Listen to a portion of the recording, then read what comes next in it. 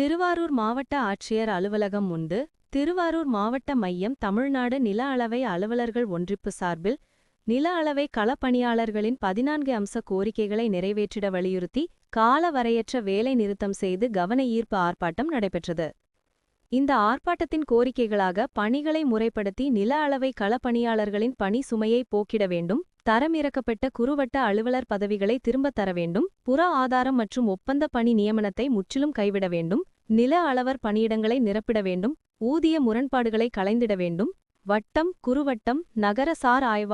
ஆய்வாளர் உள்ளிட்ட புதிய பணியிடங்களை நிரப்பிட வேண்டும் உள்ளிட்ட 14 அம்ச கோரிக்கைகளை வலியுறுத்தி ஆர்ப்பாட்டத்தில் ஈடுபட்டனர். இந்த ஆர்ப்பாட்டம் நில அளவை அலுவலர்கள் சங்கத்தின் திருவாரூர் மாவட்ட தலைவர் கார்த்திகேயன் தலைமையில், துணைத் தலைவர் மகேஸ்வரி, பொருளாளர் தேவசேனா, கோட்டத் தலைவர்கள் வினோத்குமார், பிரபாகரன், கோட்ட பொருளாளர் ஆனந்தபாரதி உட்பட அரசு ஊழியர் சங்கத்தினர், வருவாய்த்துறை சங்கத்தினர் என ஏராளமானோர் கலந்து கொண்டனர்.